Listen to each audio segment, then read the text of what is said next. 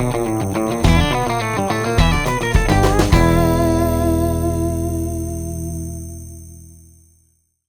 right. Well, Sunaina Sharma, Yes. thank you for joining me today. Sunaina is a teacher. She's worked for a long time with kids, and she also has her own podcast on personal development. So it is a privilege to have you here. We've known each other a long time. Yes. Thank you so much. Of course. Of course. I have so many questions for you about your work, about your experience, about relationships. So my first question, in working with kids, I want to know, what do you see as the biggest obstacle for kids in regulating their emotions? Because that right now I see in my work as a prevalent issue for kids, especially with the short attention spans, with growing technology, immediate gratification. I feel like the regulation skills have struggled in a lot of respects. So I'm curious, from your perspective, what do you see as major obstacles and how do you help them work through that? Yeah, I would say the biggest challenge or the obstacle is that kids, the lack of social emotional learning, not just in the school setting, also at home.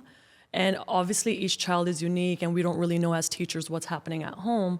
But I realized as a teacher, when I'm consistent with social emotional learning with my students in the classroom setting, you see so many wonders happen.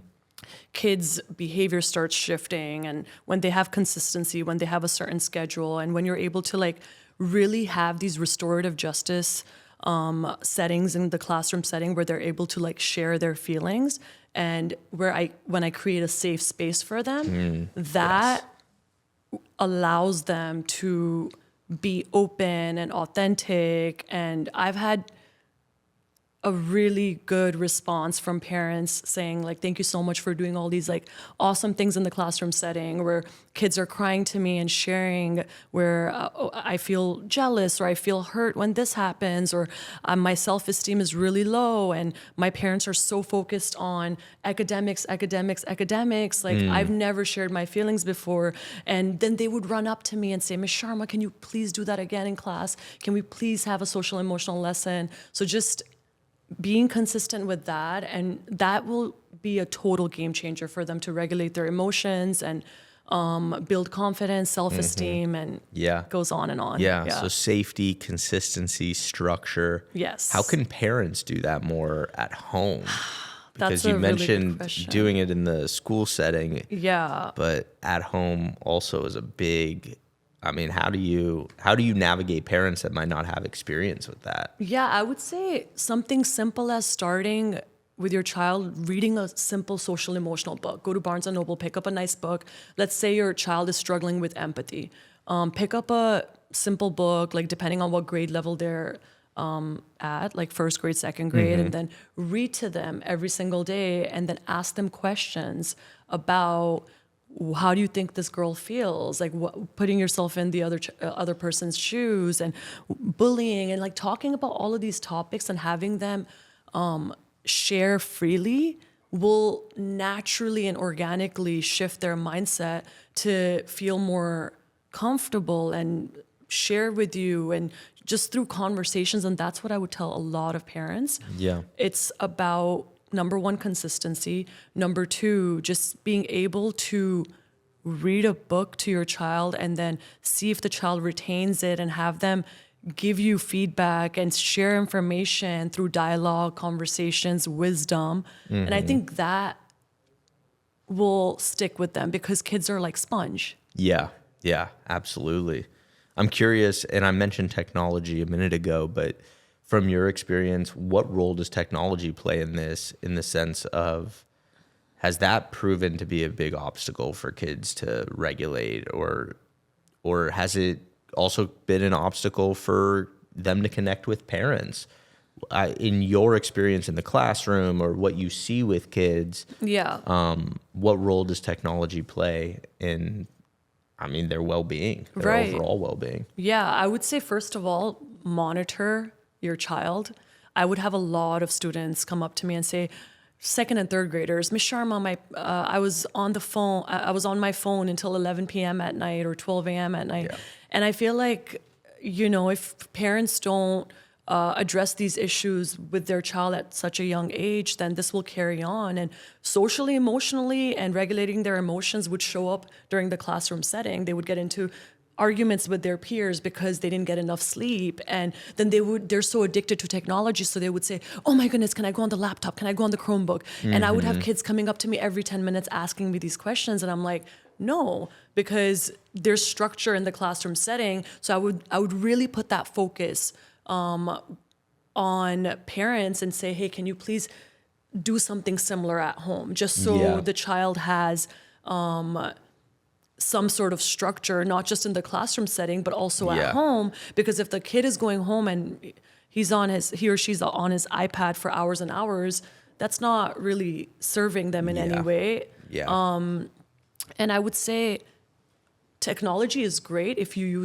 utilize it correctly. So if kids how I would use technology in my classroom setting is, if let's say a lot of my students are auditory and visual learners, I would play a lot of fun videos in the classroom to engage them and then connect them to all the other resources and the learning that's taking place in the classroom setting. So that would really help, but at the same time, monitoring and making sure that, okay, you know what, if they're doing 30 minutes of technology throughout the entire day, we're sticking to that. Because even as a teacher, it's hard at times. Yeah. So what I'm hearing you say is boundaries. Yes. So setting a boundary with technology Yes. and sticking to it, which creates consistency. Because if you're not consistent with the boundaries, I mean, they're going to continue to push up against it, right? Yeah. Because if you tell them the boundary and you don't stick to it, it's like, okay, then I just need to put a little pressure on the boundary. Oh my goodness. I can go on and on about that, because I've had kids approach me saying, with like obviously a cute face, Miss Sharma, can I do this? And then my first year of teaching, I would just be like, yeah, that's fine. Like, it's okay. And then I realized over the years, I'm like, oh my goodness, I'm a teacher. I'm the authority figure. I need to say no. It might hurt their feelings, but no, you have to, with kids, you have to be the authority figure. You have to show them what's right and wrong, or else they might even walk all over you because they're brilliant. What I've noticed with that said, and also in my work, is kids lean into immediate gratification because their parents lean into the immediate gratification of, if I say no to my child and my child yells and screams and throws a tantrum because they want what they want, right, and then I give in, I'm giving into the immediate gratification of making the yelling and screaming stop right now, right, instead of setting that kid up for more long-term success. So if I, as a parent, am leaning into immediate gratification, it teaches the kid the same thing, right? Absolutely. And I think that's where the self-work comes into the picture. First, being consistent with yourself so that you show up better as a parent. Like, it's challenging, though. It's very challenging to be, because even as a teacher, obviously I make mistakes, and I am learning with the kids myself as well. And I learn from them. They learn from me. So it's challenging. How do you give yourself compassion when you make a mistake? How do you recover after you make a mistake? Because you said you make a mistake sometimes in class. We all make mistakes. I make mistakes in my work sometimes too. No one's perfect. But how do you, when the stakes are high, when you're working with kids or when you're working in something that's important or serious, how do you give yourself compassion and recover after you make what you feel is a mistake? I would say just giving myself grace and positive self-talk. It's okay, you made this mistake. Doesn't mean that you're a bad teacher, because you go through a lot. Over the last 8-9 years of teaching, I'm crying and thinking to myself, oh, I'm not good enough, or I have all these highly gifted kids, and I have all these parents who are brilliant, and they're approaching me, especially the first year. I didn't have answers to everything. And a lot of times they would question me, and I didn't have the answers to certain things, and I would be really hard on myself, calling myself, negative names, like, oh, I'm dumb, or this or that. But then I think just really over the years I've learned, I have my strengths and I have my weaknesses, and there are certain things that I might not be great at, and that's okay. However, there are also so many things that I am good at. So focusing my attention and shifting my attention on that has been amazing. Yeah. Did you ever watch the movie Inside Out too? No, but I've heard of it. Yeah, it's I just watched it with my daughter this past weekend. It's amazing. Oh, really? And the reason I thought of that is because it illustrates to some degree about how certain circumstances, certain situations.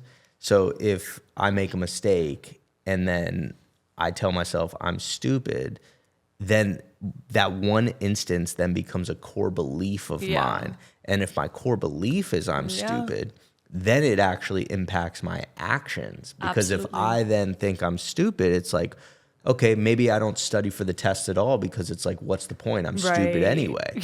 So then I don't study. So I don't succeed. So I hold myself back because of these negative core beliefs that were all started from one negative experience. So it's how do I have negative experiences without letting it impact my core beliefs, my sense of self, and who I am as a person. Yeah. And a lot of that is the work I like to do in identity and building that. Right. How do you help cultivate identity development amongst your students? Maybe giving them space to cultivate their own unique personality. Yeah. Obviously, you mentioned safety, but how do you make your teaching not a one-size-fits-all where you can let each individual's unique strengths kind of shine through? So the program that I was teaching at was a highly gifted magnet program. So essentially, these second and third graders were IQ was 144 and above, and the focus was project-based learning. So I would have a lot of creative thinkers and intellectual students, right? So let's say I'll give you an example. We were working on one time a geometry supplementary complementary angles project, right? So I thought to myself, oh, why don't they create a neighborhood with all these different angles then they can do a presentation. So then I had students coming up to me, oh, Miss Sharma, can I actually also add different angles? Does it have to be the options that you gave us? Or can I also create can I go home and work on this with my parents and then bring it back tomorrow to ask them about our neighborhood and draw our neighborhood in a certain way? So I was very open to that. Yeah. I think that just allowing them to be creative and use their own mindset. More than a teacher, I felt like I was their guidance coach, where you get to do what you want to do because you're intellectually already there and you're very creative. I'm going to give you the options and you create what you want with those options, because there's such a huge learning curve with that. And when they're working together in group settings, they're feeding off each other's ideas. And because it's such a niche of a program that they're bouncing off on ideas and they're coming up with incredible artwork and the super cool projects that they would create would allow them to really show who they are and express themselves on a very personal level. Yeah. So that sounds amazing. I'm curious from my own perspective is that the traditional school system is flawed in many ways. And the trickle down effect that I've seen that have is really detrimental. And what I mean by that is the traditional school system, the school system that I was brought up in, it's like you're put into a classroom, you need to be quiet, you need to sit still. And for the kids that, they have a lot of energy and they struggle to sit still, it's like, okay, well, something's wrong with them. We need to medicate these kids. They have ADHD. Yeah. And it's like, well, they're young kids and we're forcing them to sit and pay attention to something that might not interest them, probably doesn't interest them. Yeah. It's like, of course they're not going to sit still. But now we're medicating them. Now we're telling them that they're different or they're wrong. And we're basically shaping them and basically dimming their own light, their own unique light that they bring to this world. So from a traditional school perspective, how do we shift that? How do we cultivate more creativity and allow kids to be themselves, whether they need to sit still or whether they need to run around? How do we create structure at the same time that we create looseness that cultivates creativity? That's such a good question. I would say honestly putting yourself in the kid's shoes. And I think that is what differentiated me as a teacher from other teachers, because a lot of teachers, and again, all teachers are amazing, but from my experience, the program that I was teaching at, it was just logic based, and it was like, this is what you do. Here's a book, you read and you do this. Yeah. And again, there were a lot of projects and everything too, but at the same time, kids, as you mentioned, whether it's ADHD or this or that, like being antsy, just putting yourself in their shoes and knowing that, okay, you know what, even as an adult, I get bored. Yeah. And a kid who's in second and third grade needs to have fun. Yeah. And in order to have fun and also learn, they need to be engaged. So you have to add the videos. You have to add the, the music in there. You have to turn into a fun teacher and dance with them. And you have to, that's what makes them look forward to coming into the classroom setting. And I think as you mentioned, the medication and I honestly, I'm on the same boat with you on that. I think that parents really need to think about these things. And it's still something I'm learning about, because growing up, ADHD wasn't even a thing. It was just okay, each kid is hyper. All kids are hyper, and it's different personalities. So yeah, I can go on and on about this topic. I love that perspective though, that approaching each kid with empathy, putting yourself in their shoes. Yes. And so creating structure, but just so it's not about letting them run wild if they have the energy, but it's about maybe explaining to them why the structure is in place and making that structure more fun so that they can engage with the structure. Exactly, because throughout the school day, you're going to have structure. Yeah, we have to follow guidelines, what the district is going to have us do. So we have those guidelines, we have those Common Core standards. Everything is written on the board, so you know what you're covering. However, you as a teacher have to bring in your unique style of teaching and making it fun for the kids, because they'll go home and honestly, they'll go to their parents and say, I want to go to school. I've had kids say, Miss Sharma, why don't you teach on Saturdays and Sundays too? And I'm like, no, I need a break. That's nice. That must be nice so to they hear. look forward to coming into the school setting, because I think that's important, for the kids. Yeah. So I think teachers need to understand the responsibility that they have in the role that they have in these kids' lives. Right. So because I mean, it's an important job. I think we need to pay teachers more and show their importance and their value to society. But with that said, I think teachers need to take that role incredibly seriously, because if a teacher's just going through the motions, then the kid, it trickles down. The kids aren't going to look forward to going. They're going to disengage. Then when they get hyper, they are going to run wild. And then it's chaos. Absolutely. Right? And I think it's, you really have to work on yourself. It always comes back to you, because if kids can sense your energy, they know when, I remember when I had a very difficult time. I was going through something, and I was pretty sad, and I walked into the class, and I was still trying my best to keep myself together. And this one kid came up to me, and then he just patted me on the back, and he was like, Miss Sharma, it's going to be okay. And I didn't say anything, and I'm like, beautiful. Kids know what's up. That. They really do. And it's funny. I think I heard something recently, and it just struck me. But someone said, we are born with this purity and this beautiful empathy and connection. And then what happens is, along the way, through negative experiences, through schooling, a lot of times that light just gets dimmed. Yeah. And it's how do we rediscover that and reconnect to that? Because we all have it. We all have it. But when you force these kids into a box, it just it dims their light. And I think we have to remind ourselves, even as adults, what did I enjoy doing as a little girl? Yes. I loved being outside, I loved arts and craft. I just I'm still the same person. I still love all of that, but now there's just not as much time. Yeah, of course. To do all those things. But I think that's a lot of the work that I do with the people that I work with. Is a lot of people come to me not knowing, who they are or what they want in life. And it's let's reconnect to who you were before you put yourself in that box, before the world put you in that box, because that's what it is. Going back to what did I enjoy as a kid? What lit me up? Exactly. And it's like, how do we find that as adults? Find time to do it. Like even if it's once a week. Yeah.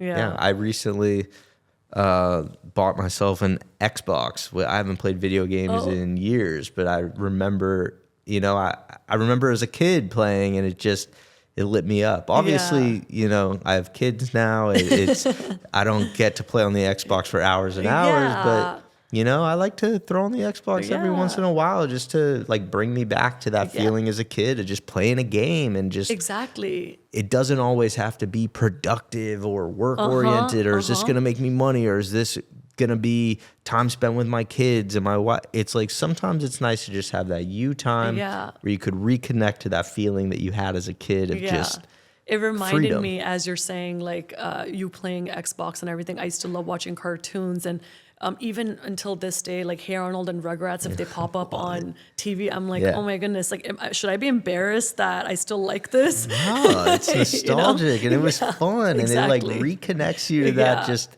childhood innocence and just freedom. I love that. 100%. I love that. From you, so the program's called Guy Problems. Yeah. So what do you feel are the biggest guy problems today, specifically? Not sharing their feelings enough. Amen to that. I would say, I would say that's a big thing because I think men, historically speaking, they just feel like they have to keep a lot of things bottled up, at least from the experiences I've had. And it could be a cultural experience as well with men. And I think just too scared to share their feelings or maybe not feeling masculine enough because if they say that they're sad or something hurt them, then the other person might judge them or they might feel shame. So I would say that is a big factor, and also self-awareness. I feel like the focus sometimes is so much on making money rather than who are you? Yeah. And I think that part is really big as well. Yeah. In a school setting, how do you battle the messages they might receive at home, these young men from, maybe their dads are telling them, suck it up, tough it out. Yeah. How do you help cultivate them sharing more of their emotions and feeling safe? Yeah. So with all the kids, but especially young men, how do you combat maybe the messages that they're receiving at home? So we would have a lot of discussions during our classroom. We would have a lot of debates, and I would have kids, again, who come from a background of where parents are, extremely educated, coming from wealthy backgrounds and all of that. So a lot of the kids were, especially the younger boys, like they were so focused on, I want to be rich. I want to be really wealthy and like stocks and bonds. Like they would talk about all these things, second and third graders. And I would be like, that's great. But like what else is very important? Like about like your feelings and empathy and being humble. Like we all always have to put that first, and then money will come. And like the importance of making money and also being able to be obviously like, how are you adding value to society? Like, so just those kind of topics and just having these kind of discussions. Like I would have kids, like I would have some kids saying like, love is more important than money. And then I would have some kids saying, love whatever, like it's all about money. So it's like coming together and having a dialogue about it was really important. And then they would go home and they would share these things with their parents.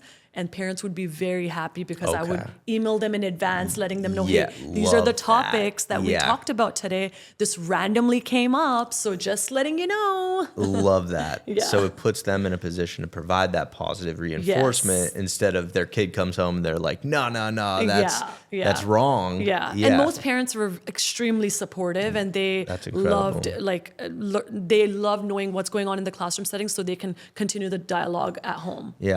I see a lot in my work with young men, the same thing of I want to make money, and because they think that that's gonna get them the validation, the admiration. And what I've learned through my own experience and in my work with clients is when you chase money with no mission or no purpose attached to it, what happens when you accomplish your goal? Yeah. Like you get money, but there's no real happiness underlying. It's just attached to nothing. So inevitably it's like you're chasing this thing that's going to make you happy. Right. And then you get it and it doesn't. So then where do you go from there? Yeah. Except feeling depressed. Right. And we've all been there. We've all found certain things attractive, found some materialistic things attractive or whatnot. But then eventually I think when you start learning about yourself, you realize the importance. Like it's great. Like money's cherry on top, and you obviously need to make money. Living in LA, it's expensive. Yeah. But aside from that, like what am I doing for myself to keep myself content and happy on a day-to-day basis? Exactly. Yeah. I'm definitely not anti-money, but it's like, why am I doing this? Exactly. What is the money going to do for me? Right. And am I doing something that fills me up? And like you said, is money going to be the cherry on top? Yep. Because if it's just an empty pursuit, Right. I mean, you're chasing something that's going to take time and energy to attain. And once you do and it's empty, I mean, where do we go from there? Yeah, that's it. Exactly. Yeah. So in speaking about men, I know you're engaged to be married soon. Yeah. How did you find your partner? What did you look for in a partner? And what have you learned about finding the right partner? Wow, good question. I haven't spoken about my relationship much, but I will talk about it. I'm sorry to put you on the hot seat. Yeah. So we connected online first. So we met 2021 August. It was Indian Independence Day. So prior to that, a year ago, I was just looking for properties, and I was on the dating app and everything, Hinge and whatnot. And then I connected with him, and like we spoke a few times, and then just never ended up meeting up. Fast forward, Indian Independence Party, he sees me and I see him. Bollywood party, and then that's it. Like That's funny. we locked our eyes, Yeah. but we never spoke to each other that night. And then the next day he reached out to me on Instagram. Then we went for hiking, and we just connected on a very sporty level, which I love, rather than like, the first date has to be like the super sit down fancy dinner. Like that's exciting too, but I just really wanted someone to like me for me, and like no makeup, and just chilling with my hair up and like that kind of thing. Authentic. Yeah. And that's it. Like since then, it's been a roller coaster, like good ups and downs, and like a lot of communication, and it's been great. Yeah. That's amazing. What have you learned about communication, and what are some of the tools that would help in a relationship people communicate more effectively? Still working on it. Yeah, as we all are. There's no perfection. Yeah. I would say the biggest thing is listening.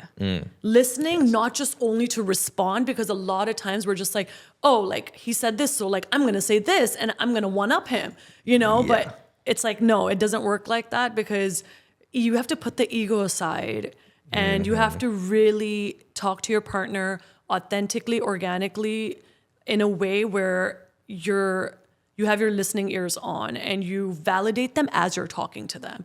And I think that's something that I'm still working on, he's still working on. It's important to,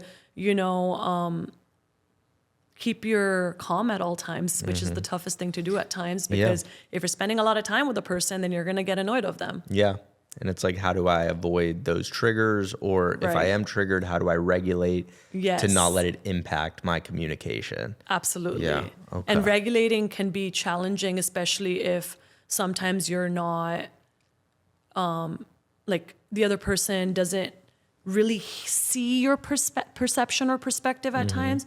I think that has been a little challenging, because even though we're both Indian, we come from two very different upbringing. Just because you're from the same background and culture doesn't mean like everything's going to be rainbows and butterflies. Yeah. So I think that part, recognizing he is his own person and he's a guy, and I am my own person. I've had my own experiences. He's had his own experiences. So we have to value each other's strengths and also work on our weaknesses together. That's amazing. How do you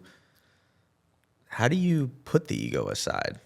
How do you work on that from your perspective? How do you, in the moment when you're triggered, what's a tool that you use, or how do you have the presence of mind to be like, okay, I'm getting escalated.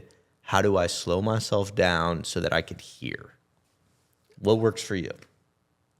Again, I'm still working on Yeah. it. Okay. Yeah, I would say putting with the ego, it could be challenging, right? Because it stems from childhood. Yeah. Like there's a lot For sure. of work. There's a lot of things that I'm learning about myself at the moment where I'm like, oh, that's my dad speaking. That's not Sunaina speaking. So I need to shift my mindset and like really see him as my partner, as my best friend. And I think regulating emotions, again, for everyone is different.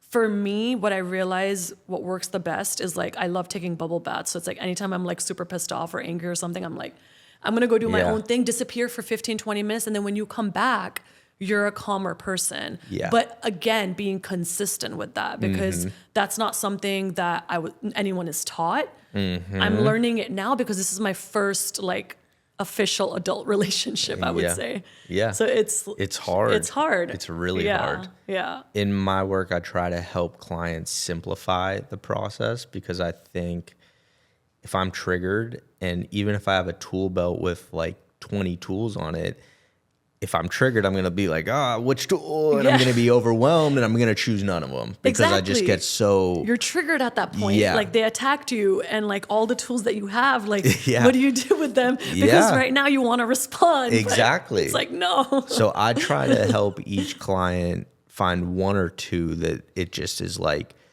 they're going to lead to the next tools. Right. So what I mean by that is, okay, I'm triggered. This is the thing that gives me the most bang for my buck in like calming me down immediately. And if I could just make it like action, reaction. Okay, trigger, this is what I do. And then do the one thing. And then if I can slow things down enough, then maybe I use other tools when I'm in a calmer space. I would like to know what is one thing that really works for you. For me personally, Yeah. because I think it's very unique to the person, and that's kind of the work that I do, is trying to help them figure out what that thing is for them that, you know, calms them down the quickest, or the thing that they'll remember the most. Because even the thing that might calm you down the quickest, I might not remember that in the moment, because it's, you know, I might not think bubble bath right now. Right. I might be so intense. Yeah.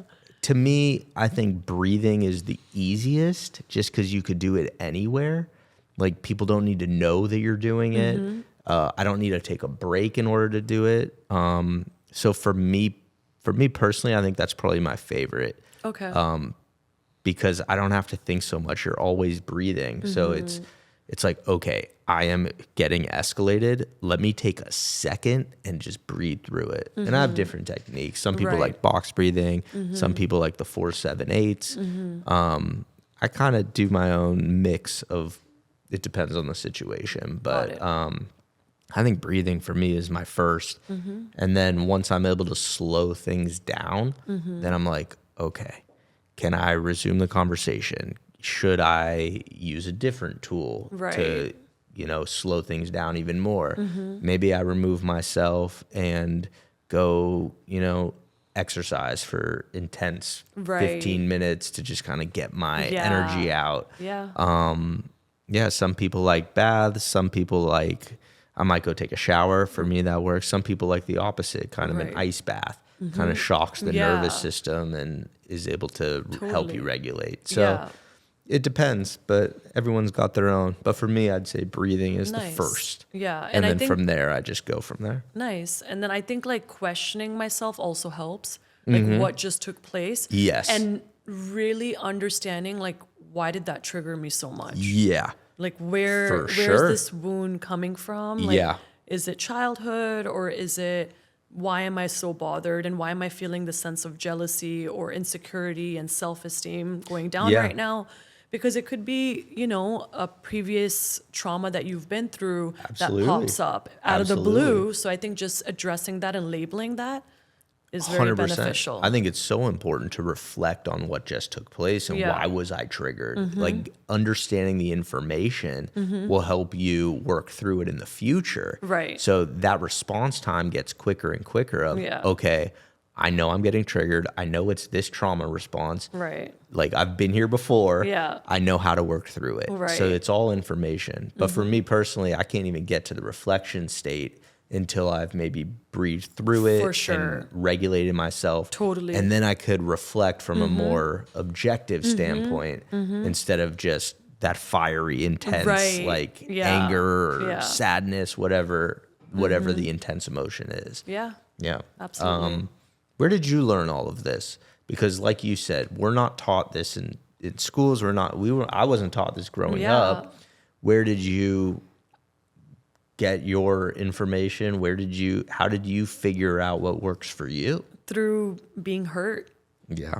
Through pain, like you learn so much, and like whether it's friendships or a significant other, I think it really teaches you about yourself and the experiences that you've had in your life. And I think reflecting after a hurtful breakup or a situation, like, oh, how did I show up? Yeah. You know, like where were my mistakes, or what can I do to be better? Yeah. And it's really hard to see these things. I was telling one of my girlfriends yesterday, like being single, I was like, oh my goodness, like I love myself enough, like everything is great. And being in a relationship, that's when a lot of like your true colors show up, where like regulating emotions and being able to like, how do you respond in a difficult situation? Because when you're by yourself, like you're living your life. Yeah. Not that you're not living your life with your partner, but you have to compromise. You have to like meet each other in the middle in certain ways you do. Yeah. Yeah. I think what you just said is spot on. Analyzing and assessing the information through pain, but also not looking at it from the lens of shame. Yeah. So it sounds like when you reflected on that stuff, you put your ego aside, you put your shame aside, and was like, how could I have showed up differently from a point of genuine curiosity, as opposed to, oh, I'm such an idiot, I should have done this instead. Yeah. It's like, no, let me own my part in it. What could I have done differently? Because if you're genuinely curious, then you come from a place of wanting to learn. Right. And it's like, okay, what was my role in this, and how could I do something different next time? I'm not an idiot for doing it this way this time, but how could I do it differently next time? Yeah. And I was going to touch on something else you said. You brought up how you learn through pain. Yeah. I think that gets lost for so many people. People think if they're going through pain, they're wrong, or they must have done something wrong. And I try to get people to see that pain is our greatest teacher, and pain is necessary to experience happiness on the other end. Because if I never experience pain, I'm probably not learning very much. I'm probably not growing. I'm probably not challenging myself. Yeah. It's like pain is necessary in order to learn, to communicate better, to regulate ourselves. Yeah. You know, no one's just born perfect. And if they are, they probably lack joy. Because they have nowhere to go. If I'm already perfect, then there's nowhere to go up. There's so without the pain, joy ceases to exist. Exactly. And I think not focusing on the past, not focusing negatively on the past, and as you mentioned, shame, like seeing the past as like a lesson that I learned from this situation or these friendships that I had. And I might not have those people in my life at the moment, but I have memories with them. And I think what really keeps me going and focused on the present moment is like, they were a chapter in my life. Yeah. And they're, like I wish them the best. I don't hold any resentment. I'm very grateful with everything that I have in my life at the moment and what I always had, and then just letting go. Yeah. And I think releasing that helps you just accepting who you are and knowing that it's a beautiful life and you've grown so much. Yeah. And again, not turning those negative experiences into a core belief about yourself. Yes. Yeah.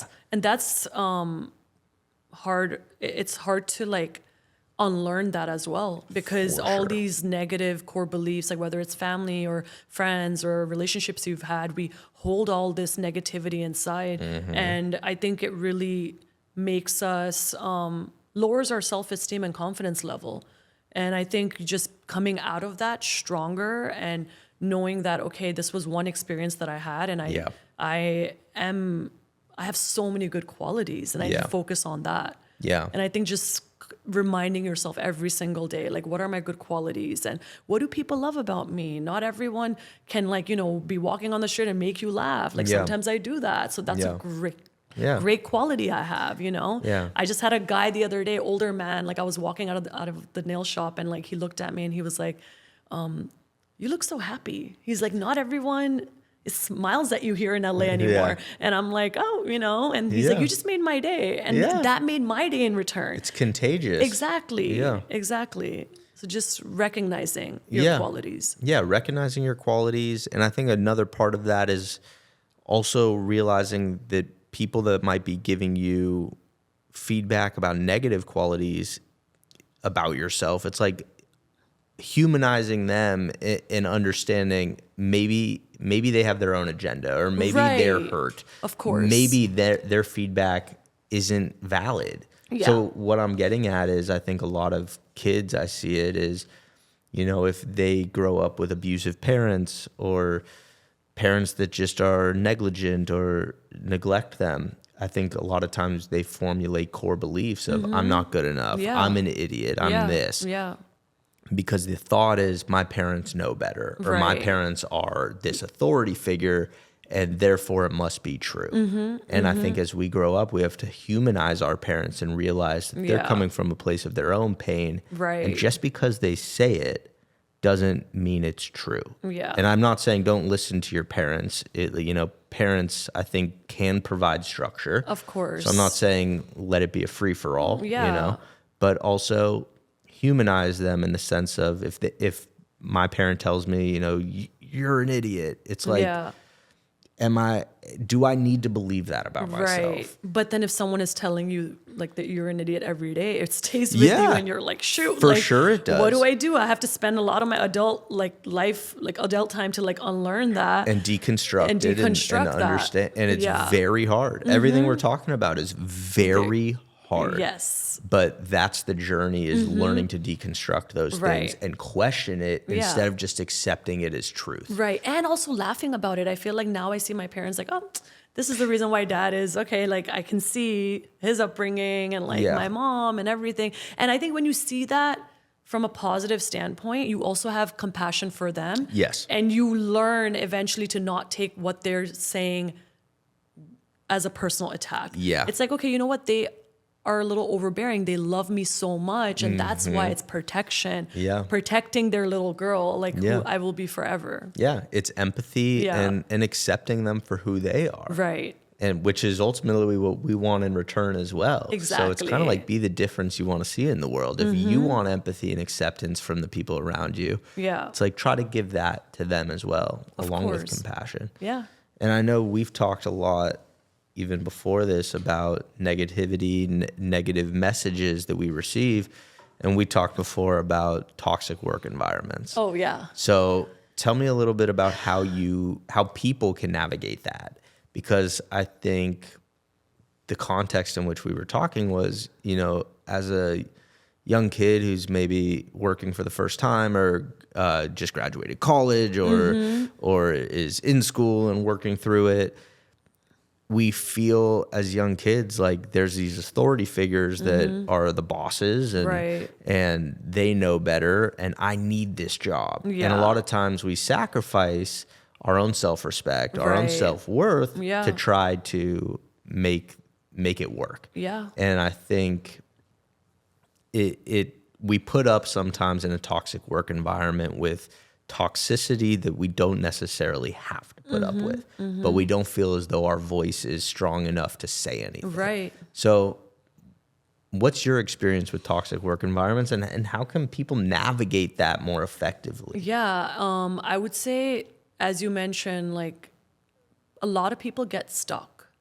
And we get stuck because, again, going back to money, Like we have to make our salary, we have to pay that mortgage, we have to like provide and all of that. So I think I've spoken to many people about this. They're like, yeah, like I honestly don't like my job, but I'm in it because I have to make the money. And if I let it go, like I'm scared of what's going to come next. I'm scared of following my passion. I don't have that money to follow my passion, you know? So it's like always connected to that. I would say self-love, because if you have self-love, you won't allow coworkers or anyone in your anyone in your life to cross those boundaries. And I would say now that I think back to the position I had left because of that, the toxic work environment, honestly, it started showing up like physically. I was having pinched nerve. I was feeling like tingling sensation, and I would go home like just thinking about it makes me a little emotional because my body was reacting in a way where I was like, I really don't want to be here. Yeah. My body's telling me, it's kind of like being in a toxic relationship and your body's telling you get out. Yeah. Right? Yeah. So, but you're not listening to your body because you're like, no, I've been in it for 10 years. Like, what do I do? The fear. So I think like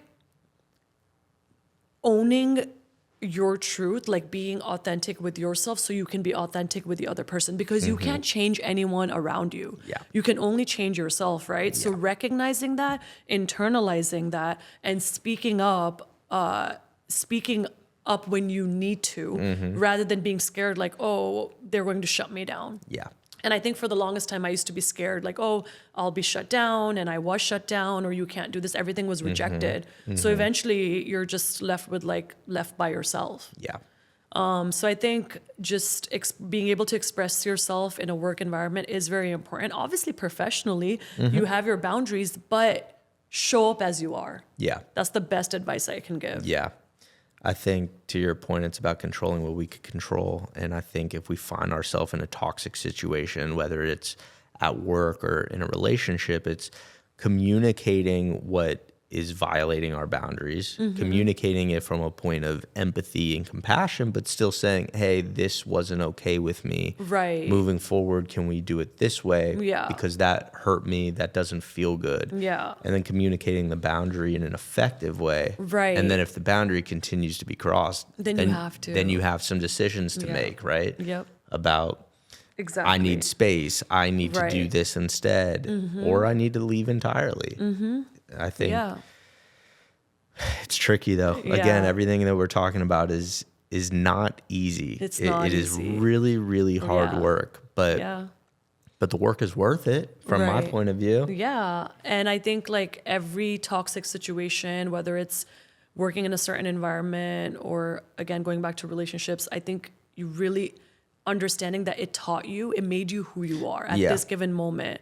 Like the years of teaching and dealing with certain things that I dealt with, like during like the school environment and the coworkers and all of that, it really taught me how to deal with different personalities. Yes. Going back into the classroom setting now, I mean, now I'm teaching students one-on-one, which is great and flexibility, but if I decide to go back into the classroom setting now, I think I will handle things so much more differently on another level because I've learned and I can create boundaries, because I would have parents reaching out to me at midnight like, hey, can you make sure that my child eats his breakfast in the morning? And like, can you please respond to X, Y, and Z? So it's like knowing that, hey, I'll respond when I respond and I will take care of what I can take care of. Yeah. But I have 24 students.